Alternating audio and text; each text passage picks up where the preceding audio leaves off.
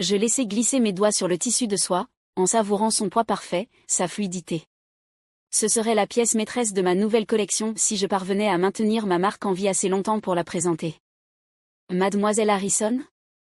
Mon assistante, Kate, passa la tête dans mon atelier. Votre mère a rappelé. Ils vous attendent pour le dîner à 19h. Je jetai un œil à l'horloge. 18h30. Encore un de ces dîners de famille soigneusement chorégraphiés, dans le manoir de Marcus Wellington, où mon beau-père ne manquerait pas de trouver de nouvelles façons de ridiculiser mes rêves. Merci, Kate. Tu peux vérifier que les photos du lookbook seront prêtes pour demain ? Et confirmer notre rendez-vous avec l'agence d'influenceurs ? Déjà fait. Elle sourit, puis hésita. Vous êtes sûr de vouloir garder le projet de Paris secret ? Votre famille serait peut-être plus compréhensive si elle savait. Je secouai la tête, repliant soigneusement la soie. Marcus ne ferait qu'essayer d'interférer. Mieux vaut qu'il croie qu'Isabella Harrison Design est en difficulté. Ça rendra ma prestation de ce soir plus crédible. En vérité, ma petite boutique avait dépassé son statut modeste depuis des mois. Ce qui avait commencé comme un petit atelier à Brooklyn s'était transformé en quelque chose de bien plus vaste, bien que j'aie soigneusement dissimulé les preuves. Chaque fois que les espions de Marcus rapportaient que ma boutique était vide, j'étais en réalité en train de rencontrer des acheteurs de luxe dans des showrooms privés. Quand ils se moquaient de mes créations, d'amatrices, des rédacteurs mode influents se battaient déjà pour les publier. Mais ce soir, il fallait que je joue une dernière fois la créatrice en détresse. Le manoir Wellington s'imposa devant moi, colonne de marbre et arrogance de l'argent ancien. Marcus l'avait acheté avec l'assurance vie de mon père après avoir épousé ma mère, bien qu'il préférait qu'on oublie ce détail. Je lissai ma robe volontairement simple, une de mes créations, mais assez discrète pour que Marcus ne la reconnaisse pas et sonnai. Ma chérie, répondit ma mère, toute maquillage parfait et nervosité contenue. Tu arrives juste à temps. Marcus a une grande nouvelle. Je parie, pensai-je en l'embrassant sur la joue. J'avais entendu des rumeurs sur son projet de lancer sa propre marque de luxe, s'appuyant sur son succès dans le prêt-à-porter de masse. Il débauchait des designers et fabricants depuis des mois sans savoir que j'avais des amis dans chacun des ateliers qu'il avait approchés. La salle à manger était un monument à la conception que Marcus se faisait du succès, lustres en cristal, meubles anciens, et couverts minutieusement alignés que personne n'osait déranger. Ma demi-sœur cadette, Sophia, était assise en silence, pianotant sur son téléphone sous la table. À 16 ans, elle apprenait déjà à naviguer l'humeur de Marcus. Isabella, dit Marcus sans se lever à mon entrée. J'espère que ta petite boutique ne t'empêche pas d'honorer tes obligations familiales. Je pris place, notant comment il m'avait placé juste en face de lui. Classique jeu de pouvoir. Jamais trop occupé pour la famille. Excellent, sourit-il, tout dents, sans chaleur. Car nous devons parler de ton avenir. Le personnel servit le dîner, une cuisine française élaborée que Marcus ne toucha presque pas, trop occupé à faire son numéro. Il adorait d'avoir un public, surtout un captif. J'ai passé en revue les investissements familiaux, commença-t-il, faisant tournoyer son vin. Ta mère et moi avons décidé qu'il était temps d'opérer quelques changements. Ma mère tressaillit légèrement. Nous savions toutes deux qu'elle n'avait rien décidé du tout. Ta boutique, poursuivit Marcus, draine des ressources depuis 2 ans. Les rapports sur le trafic piétonnier sont désastreux. Ton engagement sur les réseaux sociaux est risible. Et ses créations, il secoua la tête, soyons honnêtes, Isabella. Tu fais honte au nom de la famille. Je pris une petite bouchée de saumon, le laissant monter vers son apogée. C'est pourquoi je coupe les financements. Il est temps de fermer boutique et de rejoindre le monde réel.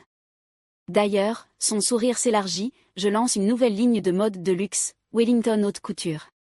Je pourrais avoir besoin de quelqu'un avec ta compréhension de base, à un poste junior.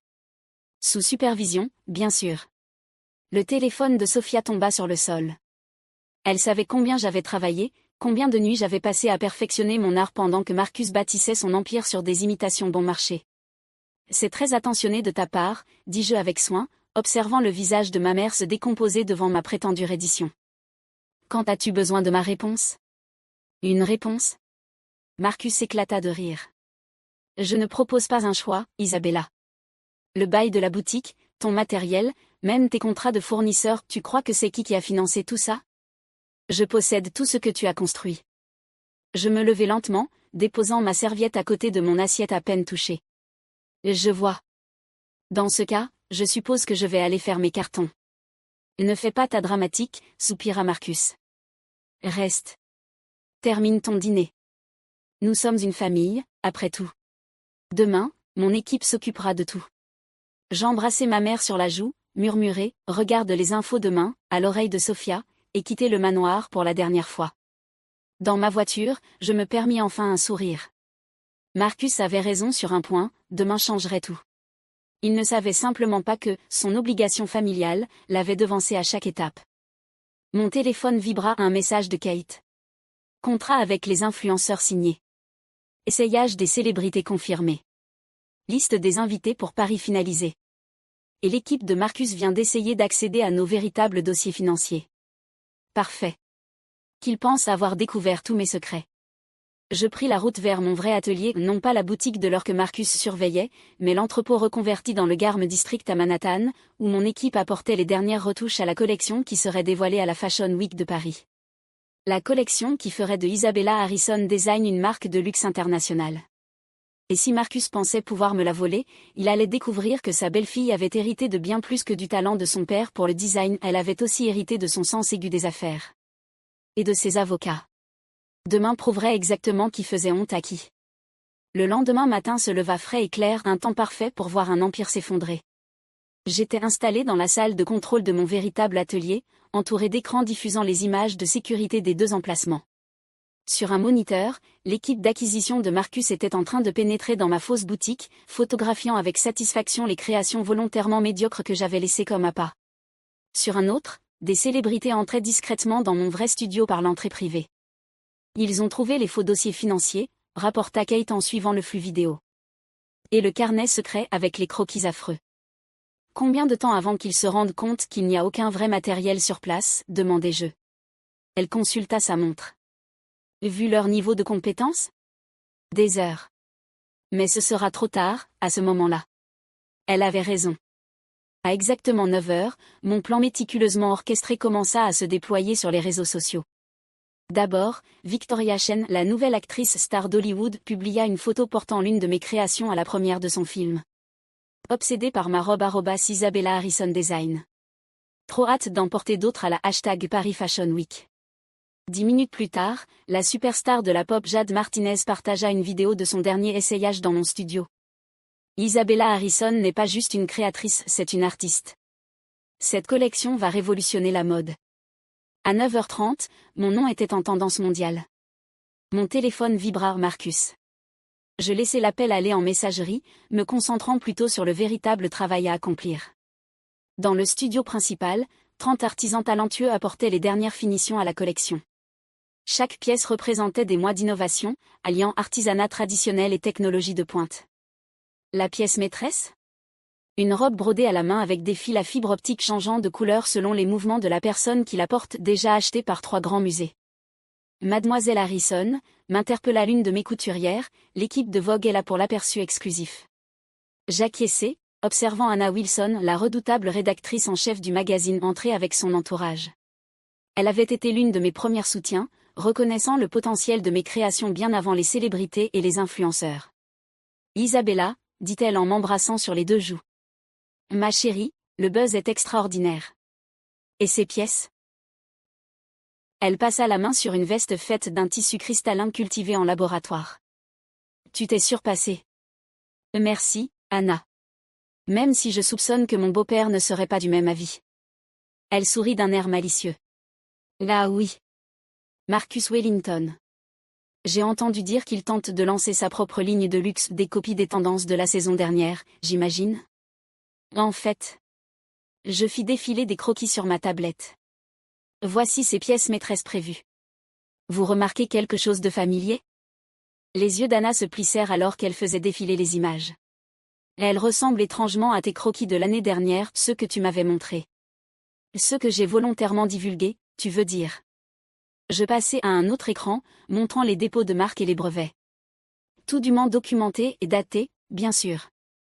Oh, délicieuse créature, éclata-t-elle de rire. Tu savais qu'il essaierait de voler ton travail. Marcus copie d'autres créateurs depuis des années. Je lui ai simplement offert l'occasion parfaite de copier le mien. Je désignai le studio animé. Pendant qu'il se concentrait sur ma boutique en faillite, nous avons construit ça. Chaque pièce est protégée. Chaque innovation est brevetée. Mon téléphone vibra à nouveau, encore des appels manqués de Marcus, suivis de messages de plus en plus affolés de ma mère. Isabella, que se passe-t-il? Marcus est furieux. Ma chérie, s'il te plaît, appelle-nous. Les infos disent que tu défiles à Paris. Enfin, un message de Sophia. OMG, 6, tu es en tendance. Marcus fait une crise. C'est épique. Kate apparut à mon côté. L'équipe de Marcus vient de réaliser que la boutique est vide. Aucun équipement, aucun patron, aucun stock réel. Ils appellent ses avocats. Pile à l'heure. Je consultais l'heure. Tout est prêt pour la conférence de presse? Elle hocha la tête. Les diffusions en direct en place, les journalistes arrivent.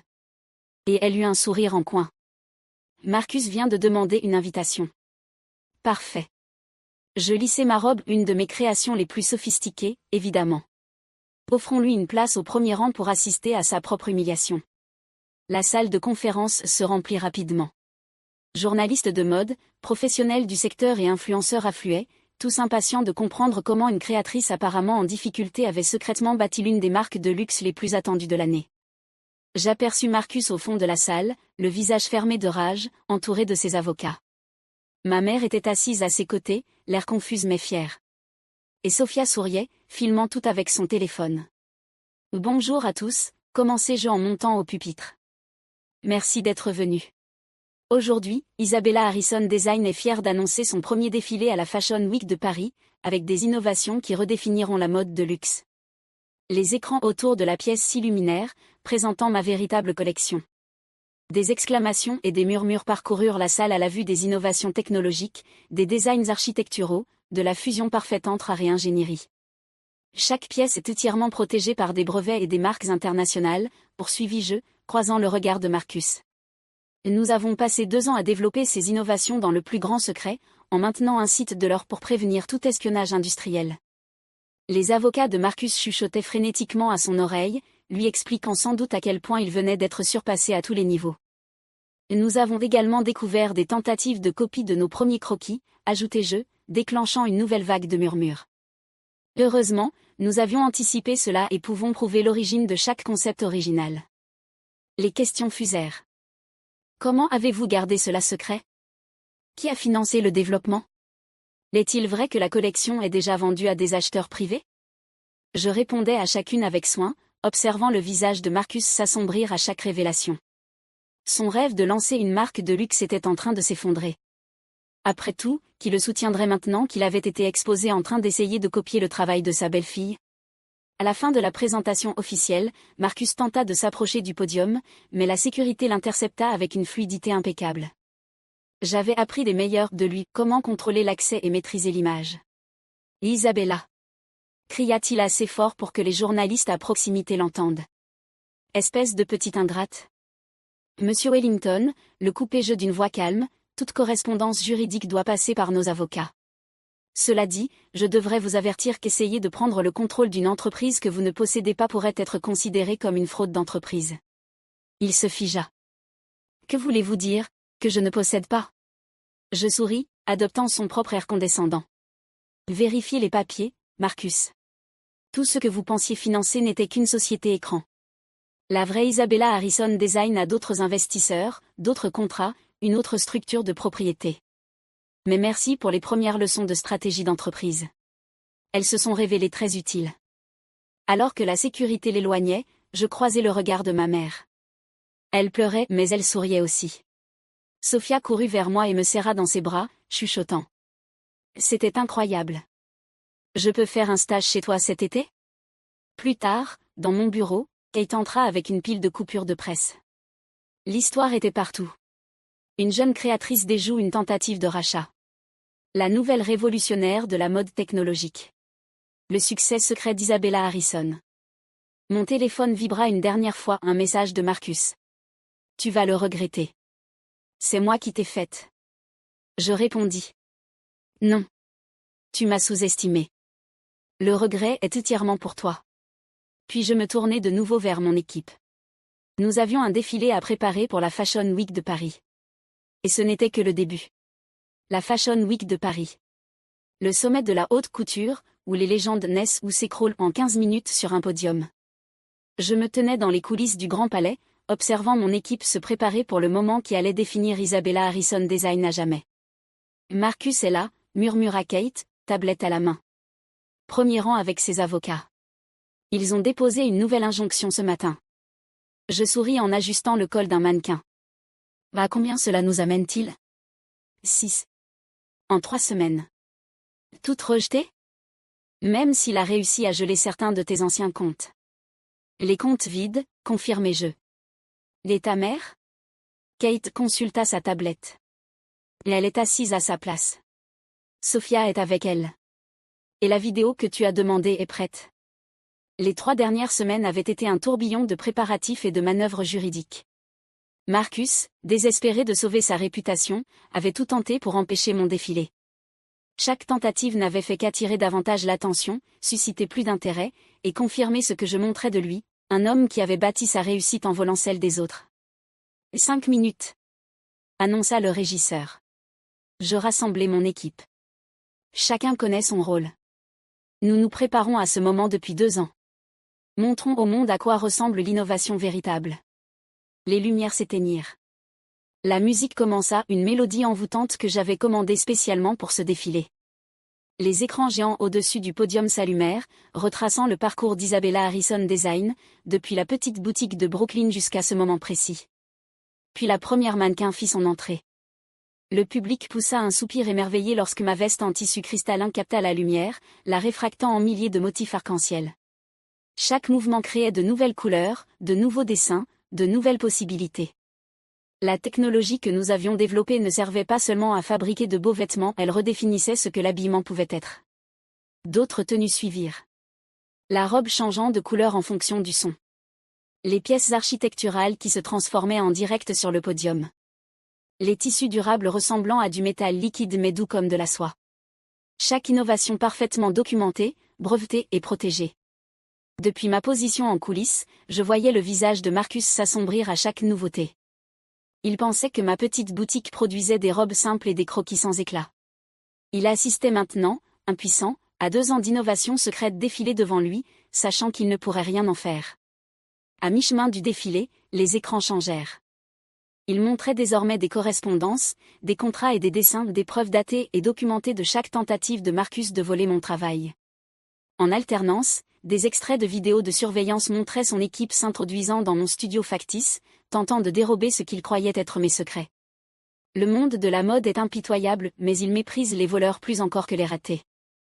La dernière tenue était mon chef-d'œuvre, une robe de mariée intégrant toutes les innovations que nous avions développées. Lorsque le mannequin atteignit le bout du podium, la robe commença à se transformer, chaque couche révélant de nouveaux motifs, de nouvelles technologies, de nouvelles possibilités. Le public se leva pour une ovation debout avant même la fin du défilé. Dans le chaos qui suivit, je me frayai un chemin jusqu'à l'endroit où ma mère était assise, toujours en train d'applaudir, les larmes coulant sur son visage. « Isabella » murmura-t-elle en me serrant fort dans ses bras. « Pourquoi ne m'as-tu rien dit ?»« Parce que Marcus t'aurait utilisé pour m'arrêter, » répondis-je doucement. Il devait croire qu'il avait le contrôle. « Il est fini » annonça Sophia avec joie, me montrant son téléphone. L'action des sociétés de Marcus s'effondrait alors que la nouvelle de sa tentative de vol se répandait. Les grands distributeurs résiliaient leurs contrats, refusant d'être associés à un plagiat avéré. Mademoiselle Harrison. Les journalistes se ruèrent autour de nous. Quel effet cela fait-il d'être la révélation de la Fashion Week de Paris ? Est-il vrai que vous avez déjà reçu pour plus de 50 millions de dollars de commandes ? Comptez-vous porter plainte contre Marcus Wellington ? Je levai la main pour obtenir le silence. Isabella Harrison Design représente une nouvelle ère dans la mode fondée sur l'innovation, l'intégrité et l'imagination. Nous avons prouvé que le succès ne vient pas du vol des rêves des autres, mais de la foi en les siens. Ce n'est pas terminé. La voix de Marcus perça la foule. Il avait l'air désespéré, en désordre. C'est moi qui t'ai faite. Tout ce que tu es, tout ce que tu as, c'est grâce à moi. Non, Marcus. Je me tournai vers lui une dernière fois. Tout ce que je suis, c'est parce que tu m'as appris exactement le genre de personne que je ne voulais pas devenir. Tu m'as montré que le vrai succès ne consiste pas à écraser les autres mais à créer quelque chose de réel. La sécurité s'approcha pour l'escorter, mais il les repoussa d'un geste. Ton père était un raté lui aussi. C'est pour ça qu'il ne t'a laissé que des dettes. En réalité, répliquai-je avec un sourire, il m'a laissé son bien le plus précieux, sa foi en moi. Et son vieil entrepôt dans le quartier du textile, celui dont tu n'as jamais entendu parler parce qu'il était au nom de ma mère. Celui où j'ai tout construit pendant que tu te moquais de ma petite boutique. Les semaines suivantes furent un tourbillon de succès. Les commandes affluèrent de la part de détaillants de luxe du monde entier. Nos innovations furent saluées aussi bien dans les revues de mode que dans les publications technologiques. 3 grands musées demandèrent des pièces pour leur collection permanente. L'empire de Marcus s'effondra aussi vite que le mien s'élevait. Les distributeurs annulèrent leurs contrats. Les partenaires se retirèrent. Et des enquêtes révélèrent un schéma de vol qui remontait à des années. Ils volaient les créations de petits designers, les écrasant ensuite sous des menaces judiciaires lorsqu'ils tentaient de se défendre. À présent, ils se manifestaient tous. Ma mère demanda le divorce, enfin libérée de son emprise. Elle s'installa dans un pantouse que je lui avais offert, retrouvant sa force jour après jour. Sophia commença un stage dans mon entreprise, montrant un vrai talent naturel pour la technologie du design. 1 an plus tard, je me tenais dans ma nouvelle boutique phare sur la 5e avenue, regardant les clients s'émerveiller devant nos dernières innovations. La boutique en difficulté que Marcus avait méprisée était désormais une marque de luxe mondiale, connue pour repousser les frontières de la mode et de la technologie. Mon téléphone vibra. Une alerte info. Marcus venait d'être inculpé pour fraude d'entreprise. Ses avocats négociaient un accord de plaidoyer. Mademoiselle Harrison ? Une jeune étudiante en design s'approcha, un portfolio serré contre elle. Votre histoire m'a inspiré à poursuivre mes rêves. Est-ce que vous pourriez regarder mon travail ? Je souris, me rappelant mes propres rêves d'alors. Bien sûr. Et s'il vous plaît, appelez-moi Isabella. Plus tard dans la soirée, dans mon bureau surplombant la ville, j'ouvris le vieux carnet de croquis de mon père. Sa dernière note était toujours là, écrite quand il savait qu'il allait mourir. Le succès ne dépend pas de ce que les autres pensent de vous. Il s'agit de rester fidèle à votre vision même quand personne d'autre n'y croit. J'avais fait bien plus que cela. J'avais transformé sa vision en un empire, son vieil entrepôt en une révolution de la mode, et j'avais prouvé que la meilleure des revanches ne consiste pas à détruire ses ennemis mais à bâtir quelque chose de si magnifique que leurs attaques deviennent sans importance. Marcus m'avait appris une dernière leçon. Parfois, les gens vous sous-estiment simplement parce qu'ils sont incapables de vous imaginer plus fort qu'eux. Leurs limites deviennent leurs faiblesses. Mon téléphone vibra de nouveau. Anna, de Vogue, chérie, que dis-tu d'un article en couverture ? Le futur de la mode, comment Isabella Harrison a changé la donne. Je regardais les lumières de la ville, repensant à ce dîner de famille 1 an plus tôt, quand Marcus pensait qu'il enterrait mes rêves. Il n'avait jamais compris qu'on ne peut pas tuer un rêve en le ridiculisant. On ne fait que le renforcer. Oui, répondis-je. Je pense qu'il est temps de raconter toute l'histoire. Après tout, le succès ne consiste pas seulement à prouver aux autres qu'ils ont tort. Il s'agit aussi de se prouver à soi-même qu'on avait raison. Et parfois, la meilleure vengeance, c'est simplement de devenir tout ce qu'ils disaient que tu ne serais jamais.